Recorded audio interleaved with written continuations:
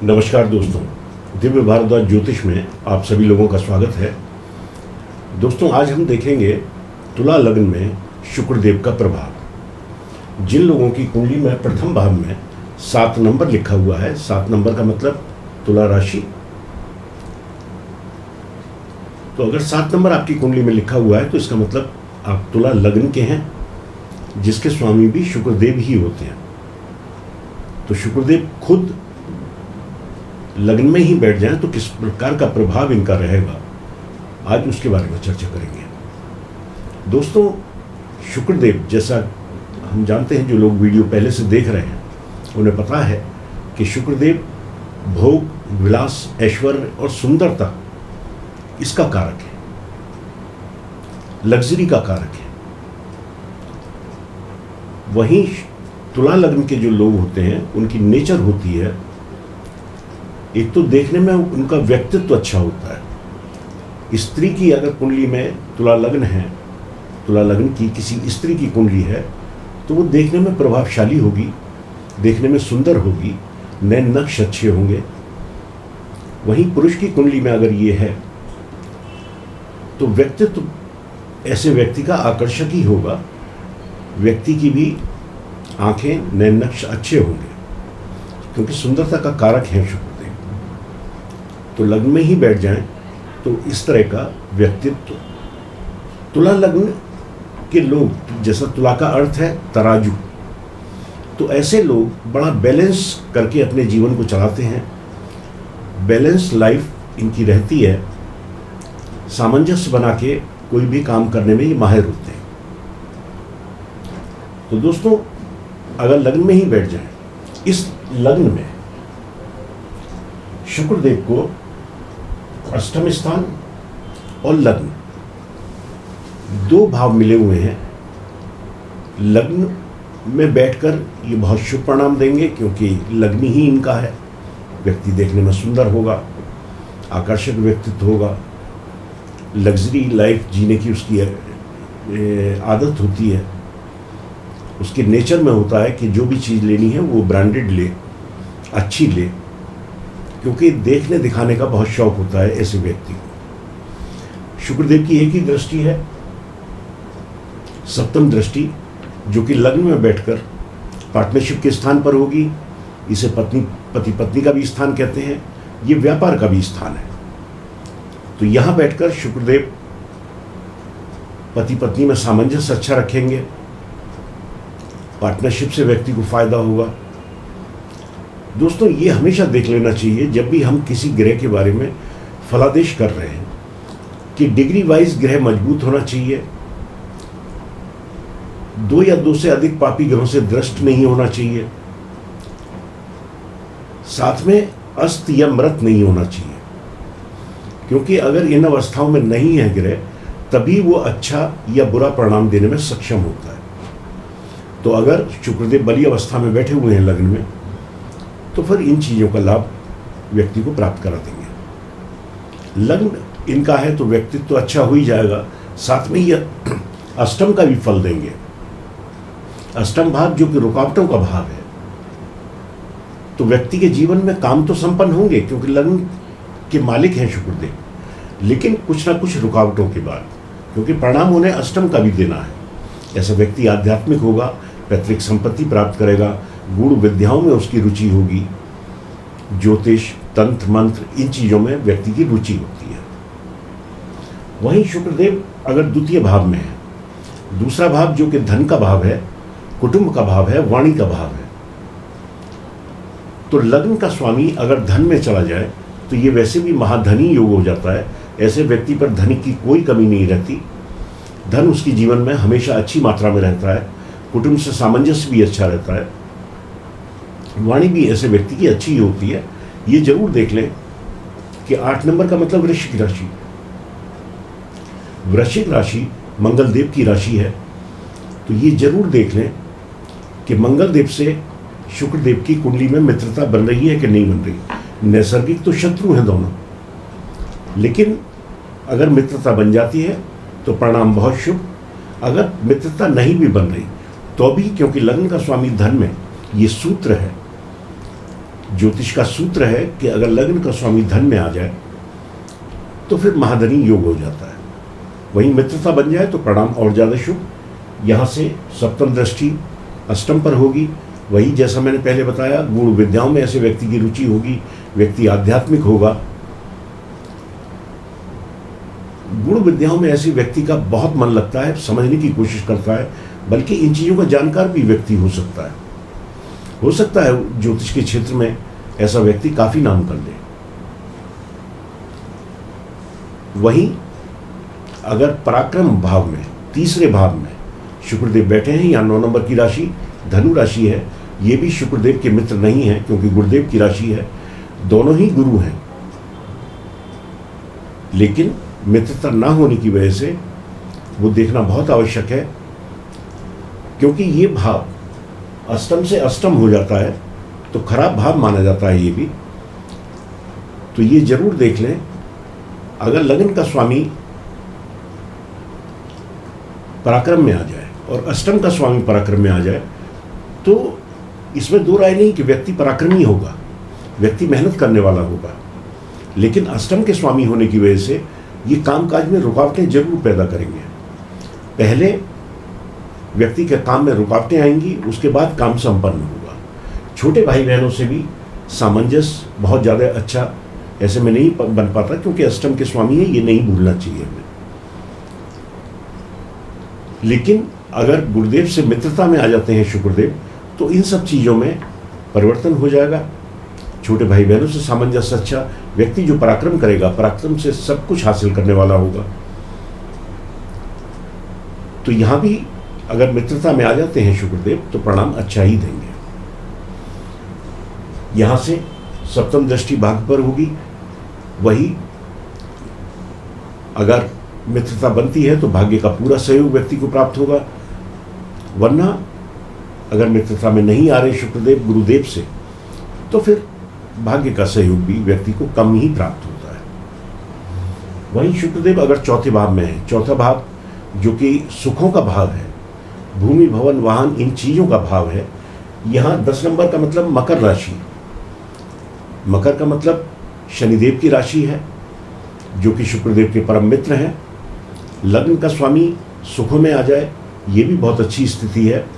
दोस्तों मैं बताना रह गया था, अगर शुक्रदेव यहाँ हैं तो वैसे ही मालव्य नामक महापुरुष राजयोग बना देंगे ये, लग्न में अगर हैं तो, बताना रह गया था। तो यहाँ शुक्रदेव वैसे ही बहुत शुभ परिणाम देंगे।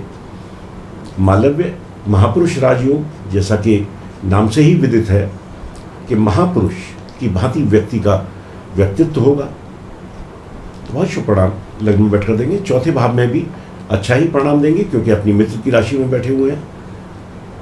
तो यहाँ पर ये भूमि भवन वाहन हर चीज़ का सुख व्यक्ति को प्राप्त करा देंगे। माता से सामंजस्य अच्छा रहेगा। यहाँ से सप्तम दृष्टि दशम पर होगी। दशम भाव जो कि हमारा कर्म स्थान होता है, तो इनकी महादशा में या अंतरदशा में व्यक्ति का कामकाज अच्छा चलता है और कामकाज की बदौलत व्यक्ति अच्छा धन अर्जित करता है।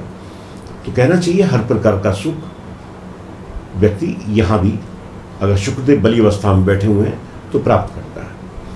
वहीं शुक्रदेव अगर पंचम में है, लग्न का स्वामी पंचम में आ जाए, अष्टम का स्वामी पंचम में, तो वही स्थिति परिणाम बहुत शुभ होंगे। केंद्र त्रिकोण राजयोग हो जाएगा ये। लेकिन नहीं भूलना चाहिए कि अष्टम के भी स्वामी हैं, तो वही कामकाजों में रुकावट जरूर आएगी। कामकाज में व्यक्ति की रुकावट जरूर आएगी, लेकिन कामकाज अच्छी तरह से पूरे होंगे।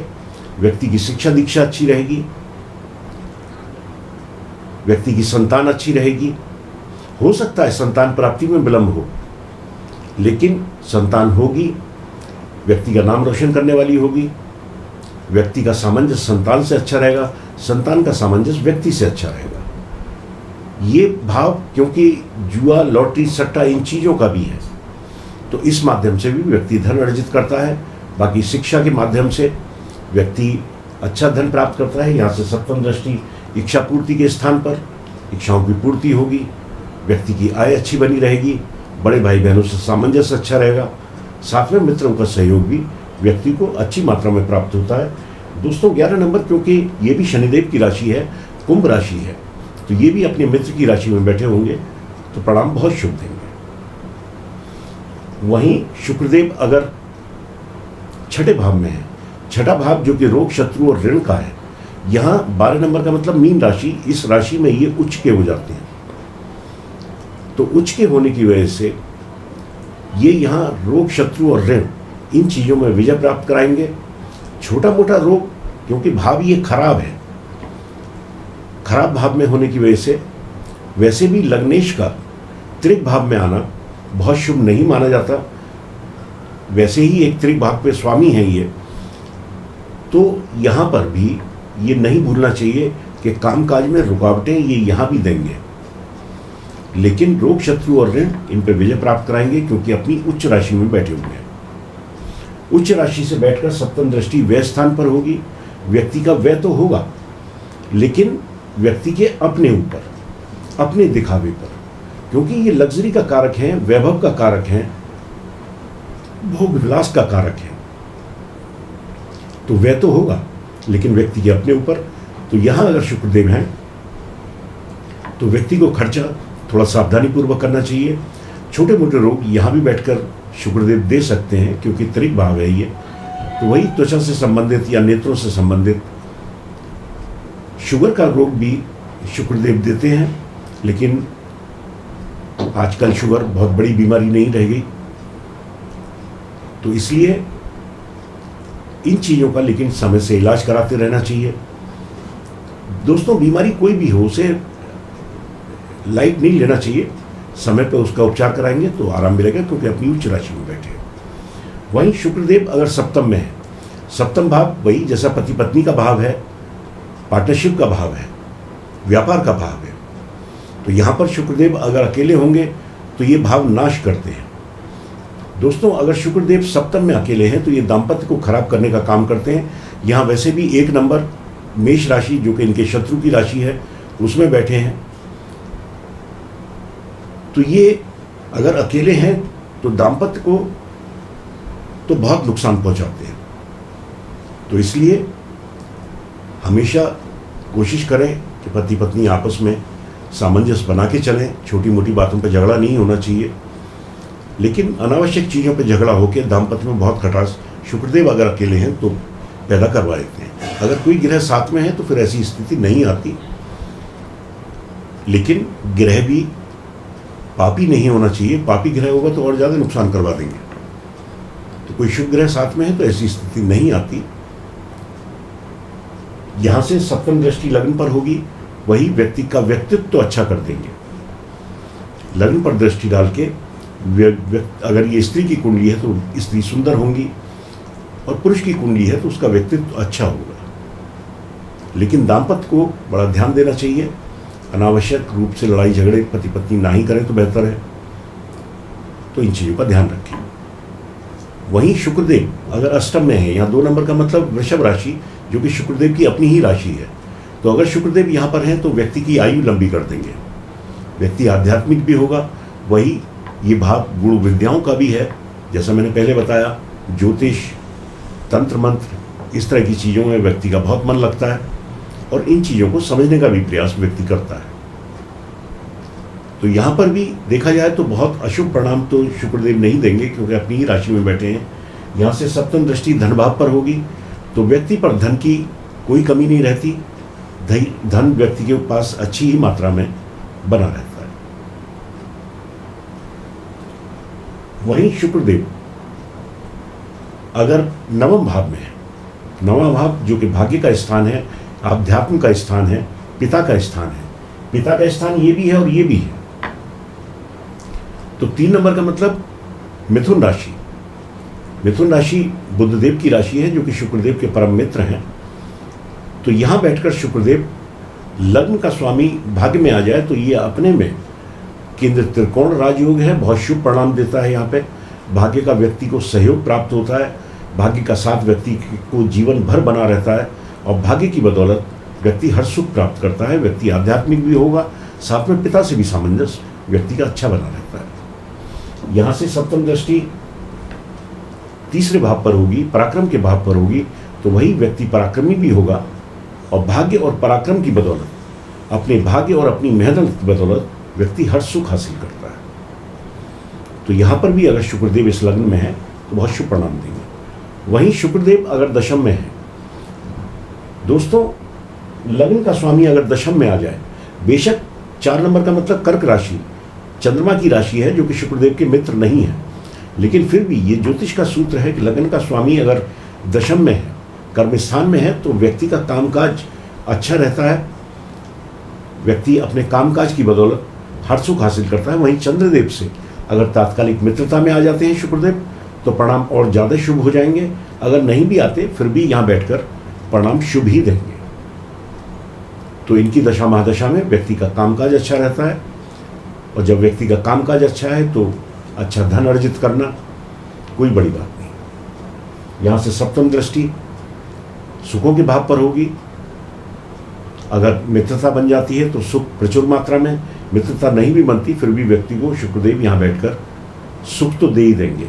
भूमि भवन वाहन हर प्रकार का सुख शुक्रदेव यहाँ बैठकर व्यक्ति को प्राप्त करा देंगे। वहीं शुक्रदेव अगर एकादश में है, एकादश भाव जो कि इच्छा पूर्ति का स्थान है, आय का स्थान है, तो यहाँ पर 5 नंबर की राशि